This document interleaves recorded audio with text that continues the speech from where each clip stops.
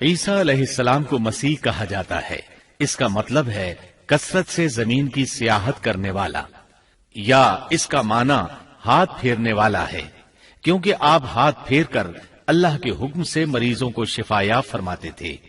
آپ کی پیدائش اللہ تعالیٰ کا ایک بہت عظیم معجزہ ہے۔ اللہ تعالیٰ سورہ مریم آیات 16 تا 23 میں فرماتے ہیں، وَاذْكُرْ فِي الْكِتَابِ مَرْيَمَ، اس کتاب میں مریم کا بھی واقعہ بیان کیجیے جبکہ وہ اپنے گھر کے افراد سے الگ ہو کر ایک شرقی مکان میں آئیں اور ان لوگوں کی طرف سے پردہ کر لیا، پھر ہم نے اپنی روح کو ان کے پاس بھیجا، پس وہ ان کے سامنے پورا آدمی بن کر ظاہر ہوا۔ یہ کہنے لگی، میں تجھ سے رحمان کی پناہ مانگتی ہوں اگر تو کچھ بھی اللہ سے ڈرنے والا ہے۔ اس نے جواب دیا کہ میں تو اللہ کا بھیجا ہوا قاصد ہوں، تجھے ایک پاکیزہ لڑکا دینے آیا ہوں۔ کہنے لگی، بھلا میرے ہاں بچہ کیسے ہو سکتا ہے؟ مجھے تو کسی انسان کا ہاتھ تک نہیں لگا اور نہ میں بدکار ہوں۔ اس نے کہا، بات تو یہی ہے، لیکن تیرے پروردگار کا ارشاد ہے کہ وہ مجھ پر بہت ہی آسان ہے، ہم تو اسے لوگوں کے لیے ایک نشانی بنا دیں گے اور اپنی خاص رحمت۔ یہ تو ایک طے شدہ بات ہے۔ پس وہ حمل سے ہو گئیں اور اسی وجہ سے وہ یکسو ہو کر ایک دور کی جگہ چلی گئیں۔ پھر درد ذہ اسے ایک کھجور کے تنے کے نیچے لے آیا اور بے ساختہ زبان سے نکل گیا کہ کاش میں اس سے پہلے ہی مر گئی ہوتی اور لوگوں کی یاد سے بھی بھولی بسری ہو جاتی۔ سیدہ مریم بہت عبادت گزار تھی۔ انہوں نے اپنے اور لوگوں کے درمیان آڑ بنا لی تھی۔ انہیں کھانا بھی پردے کے پیچھے سے پکڑایا جاتا۔ اللہ تعالیٰ کی طرف سے بھی انہیں خاص رزق مل رہا تھا۔ اس حالت میں جبریل علیہ السلام ان کے پاس آئے۔ انہوں نے ان کے گریبان میں اللہ کے حکم سے پھونک ماری، اس سے انہیں حمل ٹھہر گیا۔ ولادت کا وقت آیا تو آپ لوگوں سے بہت دور یعنی بیت اللحم چلی گئیں۔ وہیں انہیں درد ذہ شروع ہوا۔ تب کہنے لگی، کاش میں اس سے پہلے مر جاتی۔ اللہ تعالیٰ کی طرف سے ارشاد ہوا، سورہ مریم آیات 24 تا 28 میں ہے، اتنے میں اسے نیچے سے ہی آواز دی کہ آزردہ خاطر نہ ہو، تیرے رب نے تیرے پاؤں تلے ایک چشمہ جاری کر دیا ہے، اور اس کھجور کے تنے کو اپنی طرف ہلا، یہ تیرے سامنے تر و تازہ پکی کھجوریں گرا دے گا۔ اب چین سے کھا پی اور آنکھیں ٹھنڈی رکھ۔ اگر تجھے کوئی انسان نظر پڑ جائے تو کہہ دینا کہ میں نے اللہ رحمان کے نام کا روزہ مان رکھا ہے، میں آج کسی شخص سے بات نہ کروں گی۔ اب عیسیٰ کو لیے ہوئے وہ اپنی قوم کے پاس آئیں۔ سب کہنے لگے، مریم تو نے بڑی بری حرکت کی، اے ہارون کی بہن، نہ تو تیرا باپ برا آدمی تھا اور نہ تیری ماں بدکار تھی۔ یہاں ہارون سے مراد موسیٰ علیہ السلام کے بھائی ہارون علیہ السلام مراد نہیں، بلکہ مریم علیہ السلام کے ایک بھائی کا نام ہارون تھا۔ قوم کی باتیں سن کر مریم علیہ السلام خاموش رہی اور بچے کی طرف اشارہ کر دیا کہ اس سے بات کر لو۔ وہ کہنے لگے، بھلا گود کا بچہ کیسے بات کر سکتا ہے؟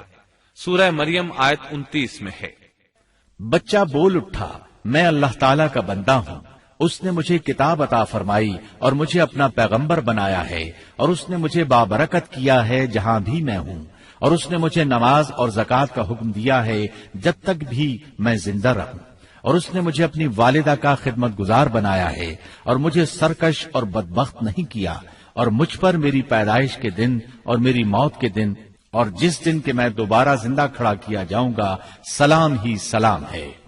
اللہ تعالیٰ نے عیسیٰ علیہ السلام کی اس گفتگو کے بعد فرمایا، یہ ہے صحیح واقعہ عیسیٰ ابن مریم کا، یہی وہ حق بات ہے جس میں لوگ شک و شبہ میں مبتلا ہیں۔ اللہ کے لیے اولاد کا ہونا لائق نہیں، وہ تو بالکل پاک ذات ہے۔ وہ تو جب کسی کام کے سر انجام دینے کا ارادہ کرتا ہے تو اسے کہہ دیتا ہے کہ ہو جا، وہ اسی وقت ہو جاتا ہے۔ میرا اور تم سب کا پروردگار صرف اللہ ہی ہے، تم سب اسی کی عبادت کرو، یہی سیدھی راہ ہے۔ اس طرح عیسیٰ علیہ السلام کی ولادت بغیر باپ کے ہوئی۔ اس معجزے کے بعد کئی فرقے گمراہ ہوئے اور کہا کہ مریم اللہ تعالیٰ کی بیوی ہے۔ اس بات کی تردید کرتے ہوئے اللہ تعالیٰ سورۃ الجن آیت 3 میں فرماتے ہیں، بے شک وہ لوگ کافر ہو گئے جن کا قول ہے کہ مسیح ابن مریم ہی اللہ ہے، حالانکہ خود مسیح نے ان سے کہا تھا کہ اے بنی اسرائیل، اللہ ہی کی عبادت کرو جو میرا اور تمہارا سب کا رب ہے۔ یقین مانو کہ جو شخص اللہ کے ساتھ شریک ٹھہراتا ہے اللہ تعالیٰ نے اس پر جنت حرام کر دی ہے، اس کا ٹھکانہ جہنم ہی ہے، اور گناہ گاروں کی مدد کرنے والا کوئی نہ ہوگا۔ وہ لوگ بھی یقیناً کافر ہو گئے جنہوں نے کہا اللہ تین میں سے تیسرا ہے۔ دراصل اللہ تعالیٰ کے سوا کوئی معبود نہیں۔ اگر یہ لوگ اپنے اس قول سے باز نہ رہے تو ان میں سے جو کفر پر رہیں گے انہیں المناک عذاب ضرور پہنچیں گے۔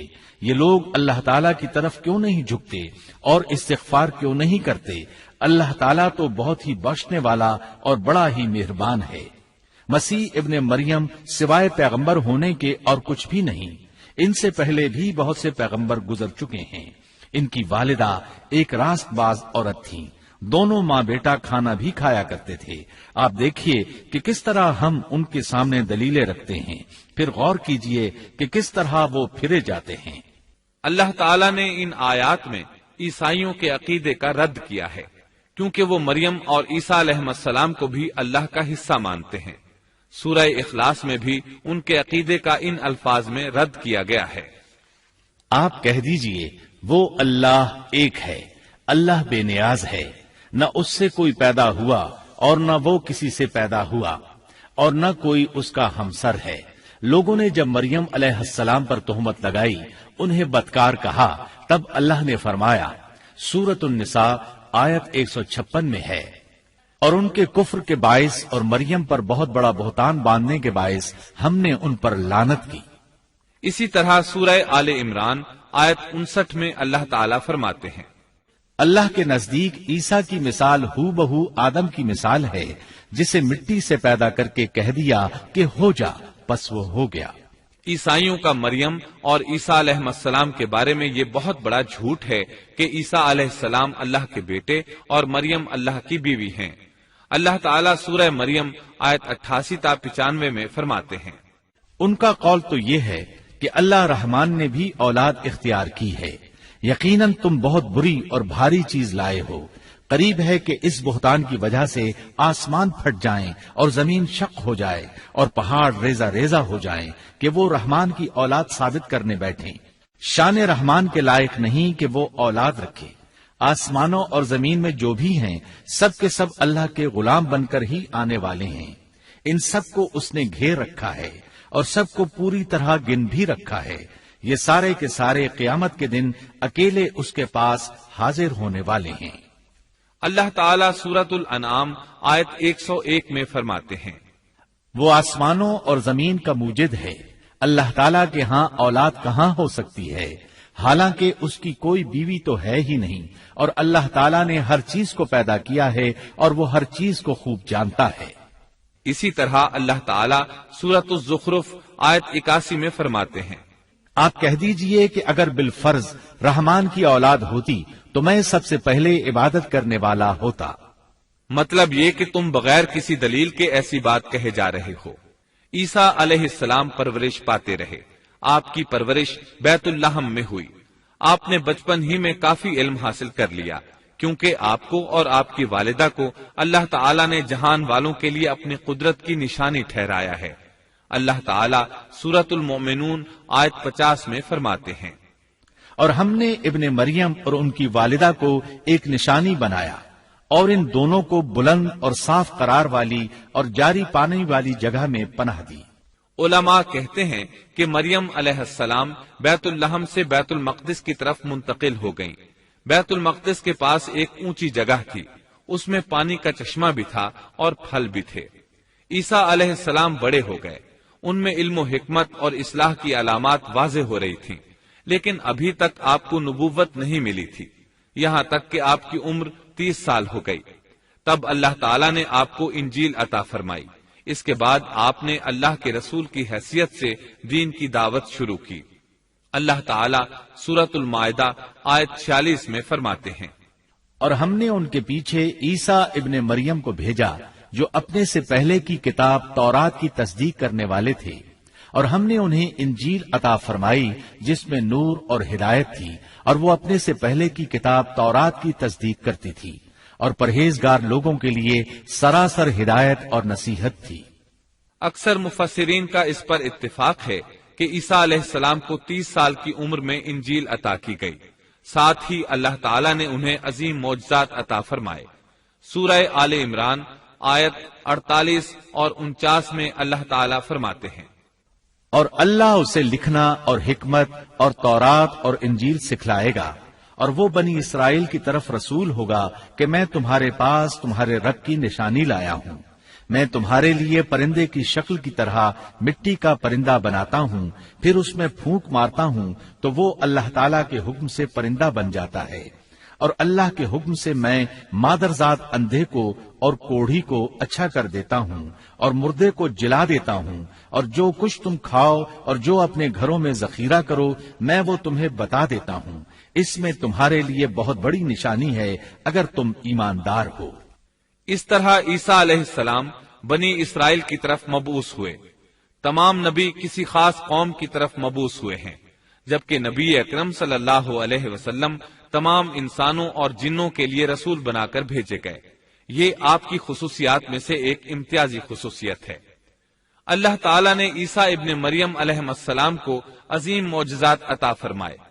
پیدائشی اندھا بینا ہو جاتا، کوڑھی کا کوڑھ دور ہو جاتا، برس والے کے جسم پر ہاتھ پھیر دیتے تو اس کا برس ختم ہو جاتا، مٹی کے پرندے بنا کر پھونک مارتے تو وہ اڑنے لگتے۔ لیکن سب سے بڑا معجزہ اللہ تعالیٰ نے آپ کو یہ عطا فرمایا کہ آپ نے اللہ کے حکم سے مردوں کو زندہ کیا۔ سورہ آل عمران آیت 50 اور 51 میں ہے، اور میں تورات کی تصدیق کرنے والا ہوں جو مجھ سے پہلے ہے، اور میں اس لیے آیا ہوں کہ تم پر بعض وہ چیزیں حلال کر دوں جو تم پر حرام کر دی گئی ہیں، اور میں تمہارے پاس تمہارے رب کی نشانیاں لایا ہوں، اس لیے تم اللہ سے ڈرو اور میری فرمانبرداری کرو۔ یقین مانو کہ میرا اور تمہارا رب اللہ ہی ہے، تم سب اسی کی عبادت کرو، یہی سیدھی راہ ہے۔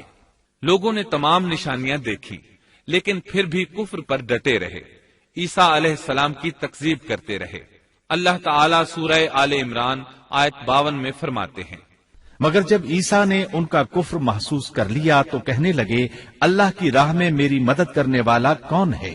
حواریوں نے جواب دیا کہ ہم اللہ کی راہ کے مددگار ہیں، ہم اللہ پر ایمان لائے اور آپ گواہ رہیے کہ ہم تابعدار ہیں۔ سورۃ الصف میں اللہ تعالیٰ عیسیٰ علیہ السلام کی زبانی فرماتے ہیں کہ انہوں نے ایمانداروں کو مخاطب کر کے کہا، اے ایمان والو، تم اللہ کے مددگار بن جاؤ، جس طرح مریم کے بیٹے عیسیٰ نے حواریوں سے فرمایا کہ کون ہے جو اللہ کی راہ میں میرا مددگار بنے؟ حواریوں نے کہا، ہم اللہ کی راہ میں مددگار ہیں۔ پس بنی اسرائیل میں سے ایک جماعت تو ایمان لے آئی اور ایک جماعت نے کفر کیا، تو ہم نے مومنوں کی ان کے دشمنوں کے مقابلے میں مدد فرمائی، پس وہ غالب آ گئے۔ اس کے بعد اللہ تعالیٰ نے دین عیسوی کو یہودیوں کے مذہب پر غالب کر دیا۔ جب لوگوں نے کفر کیا اس وقت صرف حواری آپ پر ایمان لائے تھے، ان کی تعداد صرف 12 تھی۔ بعد میں دین عیسوی کو اللہ تعالیٰ نے مکمل طور پر غلبہ عطا فرمایا۔ حواری ایمان ضرور لائے تھے لیکن ان میں کسی قدر تردد تھا۔ اللہ تعالیٰ سورۃ المائدہ آیت 111 تا 115 میں فرماتے ہیں، اور جب میں نے حواریوں کو حکم دیا کہ تم مجھ پر اور میرے رسول پر ایمان لاؤ، انہوں نے کہا ہم ایمان لائے اور آپ گواہ رہیے کہ ہم پورے فرمانبردار ہیں۔ وہ وقت یاد کے قابل ہے جبکہ حواریوں نے عرض کیا، اے عیسیٰ ابن مریم، کیا آپ کا رب ایسا کر سکتا ہے کہ ہم پر آسمان سے ایک خوان نازل فرما دے؟ آپ نے فرمایا کہ اللہ سے ڈرو اگر تم ایماندار ہو۔ وہ بولے کہ ہم یہ چاہتے ہیں کہ اس میں سے کھائیں اور ہمارے دلوں کو پورا اطمینان ہو جائے اور ہمارا یہ یقین اور بڑھ جائے کہ آپ نے ہم سے سچ بولا ہے اور ہم گواہی دینے والوں میں سے ہو جائیں۔ عیسیٰ ابن مریم نے دعا کی کہ اے اللہ، اے ہمارے پروردگار، ہم پر آسمان سے کھانا نازل فرما کہ وہ ہمارے لیے یعنی ہم میں جو اول ہیں اور جو بعد ہیں سب کے لیے ایک خوشی کی بات ہو جائے اور تیری طرف سے ایک نشان ہو جائے، اور تو ہم کو رزق عطا فرما دے اور تو سب عطا کرنے والوں سے اچھا ہے۔ حق تعالی نے ارشاد فرمایا کہ میں وہ کھانا تم لوگوں پر نازل کرنے والا ہوں، پھر جو شخص تم میں سے اس کے بعد کفر کرے گا تو میں اس کو ایسی سزا دوں گا کہ وہ سزا دنیا جہان والوں میں سے کسی کو نہ دوں گا۔ اور یہ اللہ تعالیٰ کی سنت ہے کہ جب منہ مانگا معجزہ آ جائے اور اس کے بعد بھی لوگ کفر کریں تو وہ تمام لوگ ہلاک کر دیے جاتے ہیں۔ آخر کار وہ کھانا اترنے لگا، انہوں نے اس کھانے کو کھایا اور ایمان پر قائم رہے، البتہ ان میں سے ایک نے خیانت کی، اس کا ذکر آگے آئے گا۔ ان مسلسل معجزات کا لوگوں میں چرچا ہونے لگا۔ یہودی عالموں اور بادشاہوں کو اس بات کی فکر ستا رہی تھی کہ لوگ ان کی پیروی چھوڑ کر عیسیٰ ابن مریم علیہ السلام کے پیروکار بن رہے ہیں، گویا ان کی حکومت ڈگمگا رہی تھی، دنیاوی بادشاہت بھی ہاتھ سے نکل رہی تھی اور دینی امور کی قیادت سے بھی ہاتھ دھونے پڑ رہے تھے۔ یہ صورتحال دیکھ کر یہودی عالم یہودی بادشاہ کے پاس گئے، اسے عیسیٰ علیہ السلام کے بارے میں خوف زدہ کرنے لگے، کہنے لگے وہ خود کو یہود کا بادشاہ خیال کرتا ہے اور دعویٰ کر رہا ہے کہ جلد تم سے بادشاہت چھین لے گا۔ بادشاہ کو اپنی حکومت کی پڑ گئی، اس نے حکم دیا اسے سولی پر چڑھا دو۔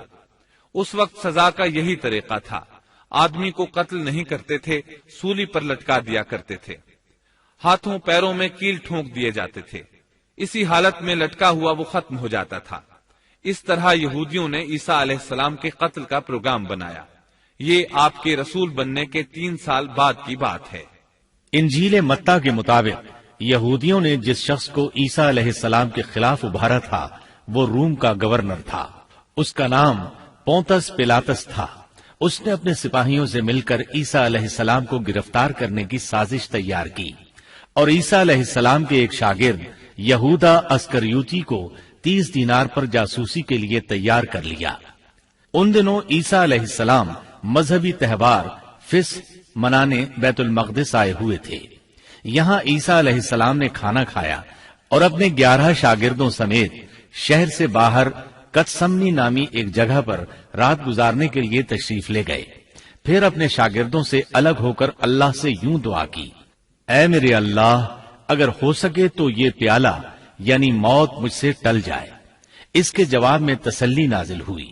علماء کا اس بات پر اتفاق ہے کہ جب یہودی عیسیٰ علیہ السلام کے شاگرد یہودا اسکریوتی کی یہ رہنمائی پر وہاں پہنچے جہاں عیسیٰ علیہ السلام اور ان کے شاگرد تھے، تو ان لوگوں نے عیسیٰ علیہ السلام اور ان کے حواریوں کا محاصرہ کر لیا۔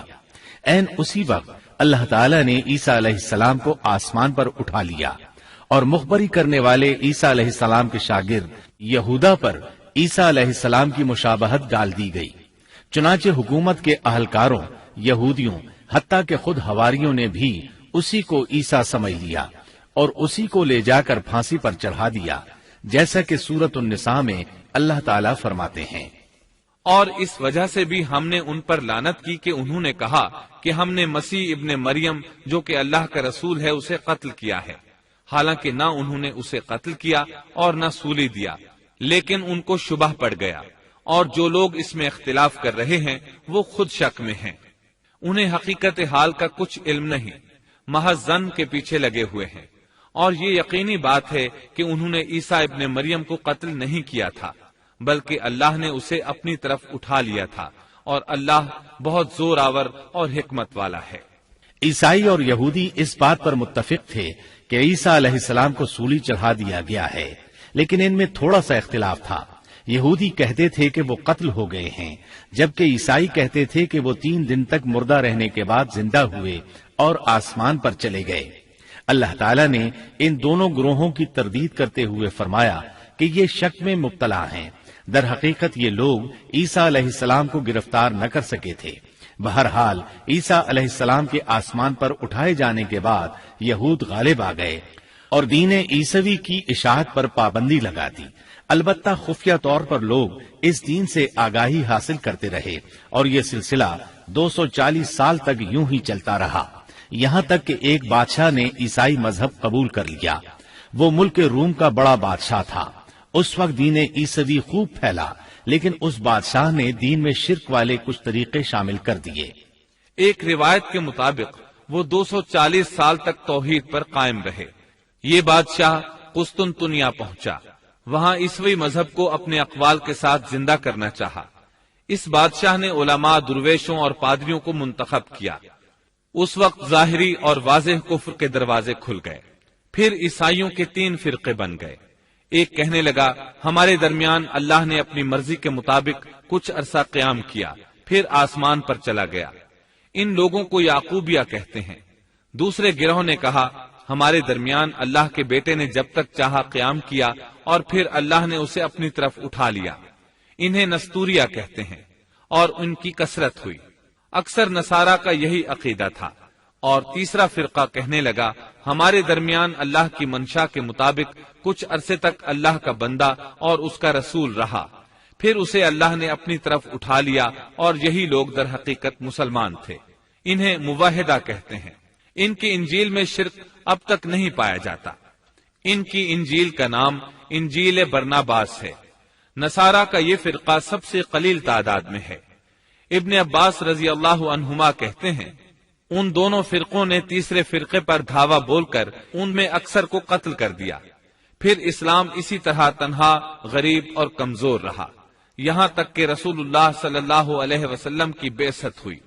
اللہ تعالی سورۃ الصف آیت 14 میں فرماتے ہیں تو ہم نے مومنوں کی ان کے دشمنوں کے مقابلے پر مدد کی، پس وہ غالب آ گئے۔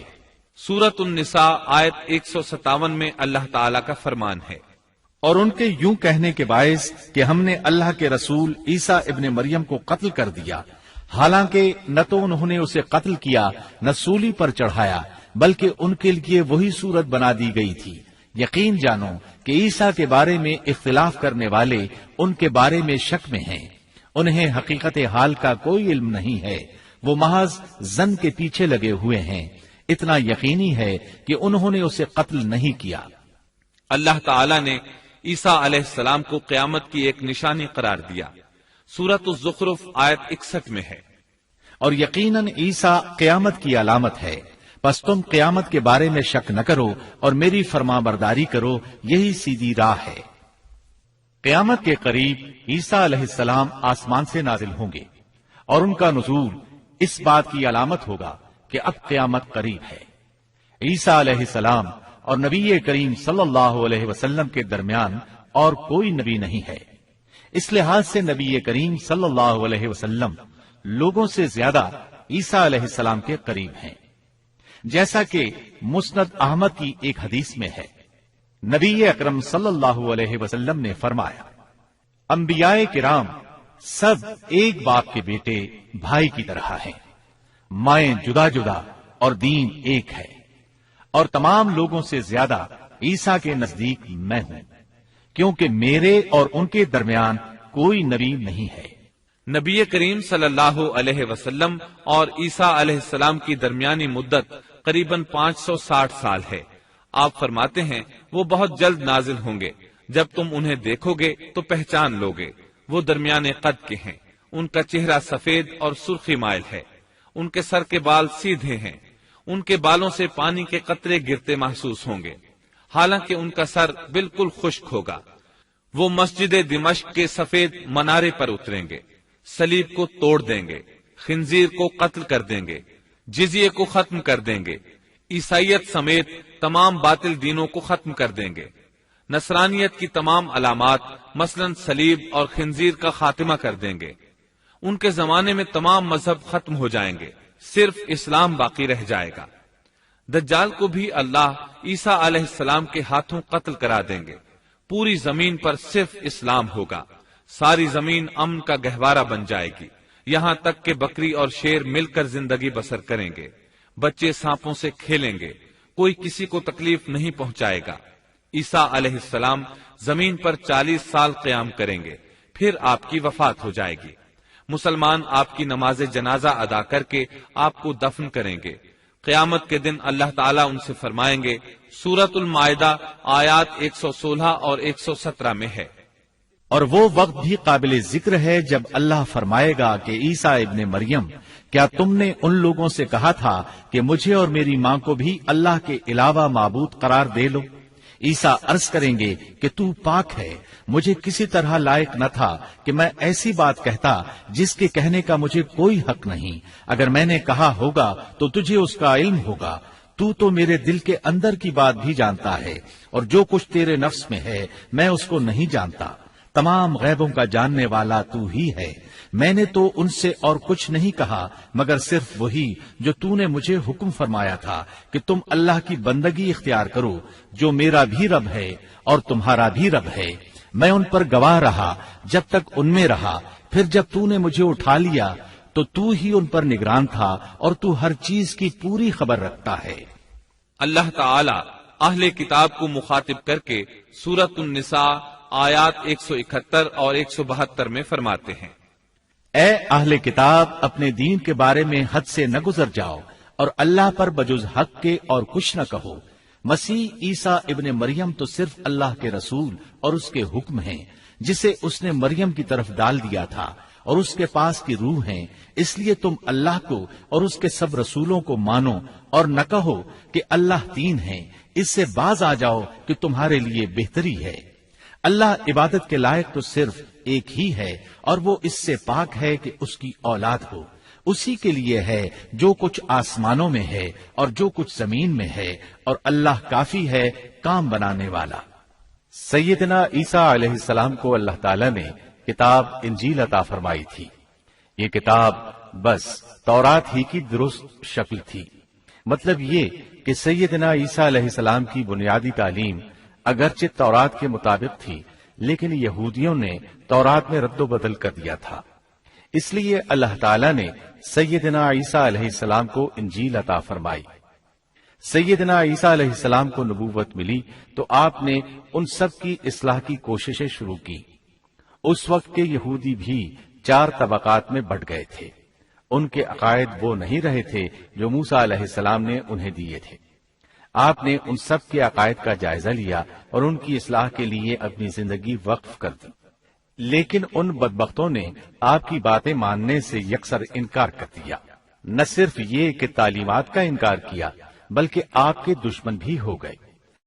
सैयदना ईसा अलैहिस्सलाम पर जो किताब नाजिल हुई उसका नाम इंजील है, लेकिन आज ईसाइयों के यहाँ 4 इंजीलें राइज हैं।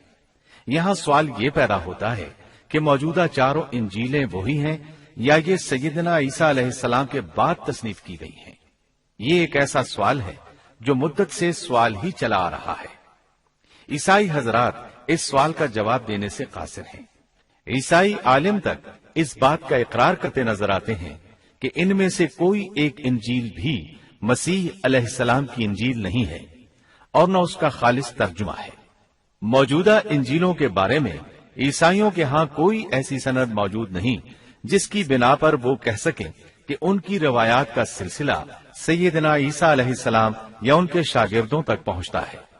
खुद ईसाइयत की मजहबी तारीख इस बात की गवाह है कि पहली सदी ईसवी से चौथी सदी ईसवी के शुरू तक ईसाइयों में 21 से ज्यादा इंजीलें इल्हामी यकीन की जाती थीं, लेकिन 325 ईस्वी में इनमें से 4 को मुंतखब करके बाकी को गैर मुस्तनद करार दे दिया गया।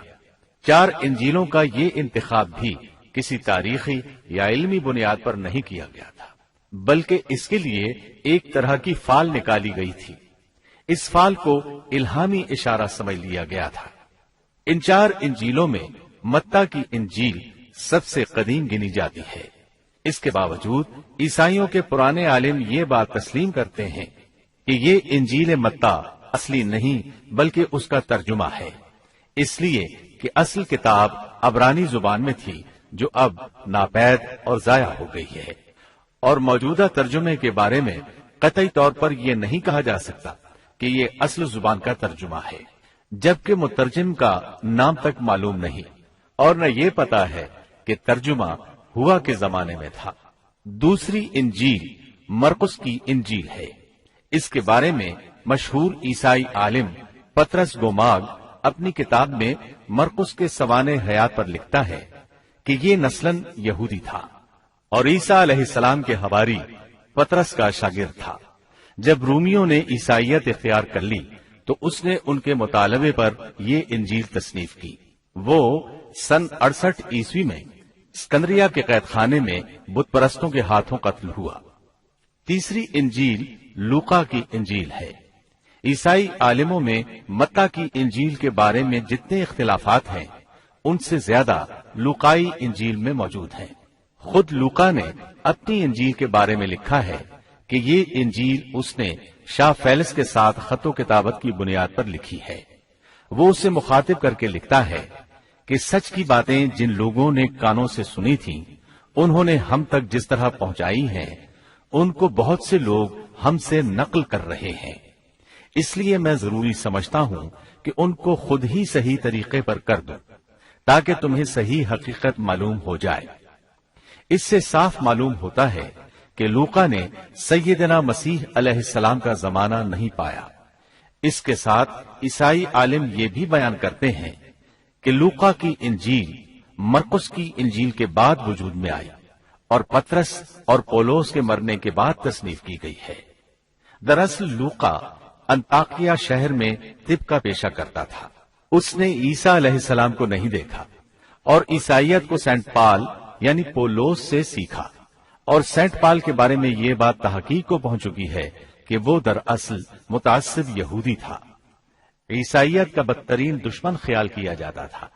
وہ عیسائیوں کے خلاف اپنی جدوجہد جاری رکھے ہوئے تھا، مگر جب اس نے دیکھا کہ اس کی تمام تر مخالفتوں اور رکاوٹوں کے باوجود عیسائیت ترقی کرتی جا رہی ہے اور روکے نہیں رک رہی، تو اس نے مکر و فریب سے کام لیا اور اچانک اعلان کیا کہ مجھ سے ایک عجیب معجزہ سرزد ہوا ہے۔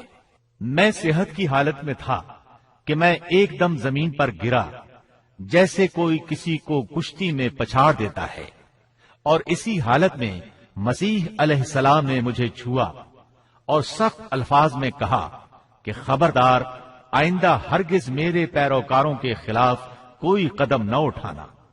بس میں اسی وقت مسیح علیہ السلام پر ایمان لے آیا اور مسیح کے حکم سے مسیحی دنیا کی خدمت کے لیے مامور ہو گیا ہوں۔ مسیح نے مجھ سے کہا ہے کہ میں لوگوں کو مسیح کی انجیل کی بشارت سنا دوں اور اس کی پیروی کی ترغیب دوں۔ اس طرح اس نے آہستہ آہستہ کلیسا پر ایسا قبضہ کیا کہ دین عیسوی کی اصل صداقتوں کو مٹا کر اسے بدعتوں اور رسومات کا مجموعہ بنا ڈالا اور پوری مسیحیت کو بت پرستی میں تبدیل کر دیا۔ آج جو عیسائیت قائم ہے وہ اسی پولوس کی ایجاد کردہ مسیحیت ہے۔ لہذا اس کے بعد کون دعویٰ کر سکتا ہے کہ اس کے شاگرد لوقا کی انجیل الہامی انجیل ہے؟ چوتھی انجیل یوحنا کی انجیل ہے۔ اس کے بارے میں عیسائیوں کا عام عقیدہ ہے کہ یہ سیدنا عیسیٰ علیہ السلام کے محبوب شاگرد یوحنا زبدی کی تالیف ہے۔ یوحنا عیسیٰ علیہ السلام کے 12 حواریوں میں سے ایک تھا۔ یوحنا کی انجیل کو ان کی انجیل کہا جاتا ہے، لیکن خود عیسائی عالموں کا یہ دعویٰ ہے کہ یوحنا کی انجیل خود یوحنا کی تصنیف کردہ نہیں ہے۔ یہ تھا ان انجیلوں کا تعارف۔ اس سے ان کی حقیقت واضح ہو جاتی ہے۔ عیسیٰ علیہ السلام اللہ کے نبی، رسول اور پیغمبر ہیں۔ ان کے بعد سوائے نبی کریم صلی اللہ علیہ وسلم کے کوئی نبی نہیں آیا۔ نبی کریم صلی اللہ علیہ وسلم افضل النبیین ہیں، افضل المرسلین اور خاتم النبیین ہیں۔ آپ پر اور تمام انبیاء کرام پر اللہ تعالی کی رحمتیں نازل ہوں، آمین۔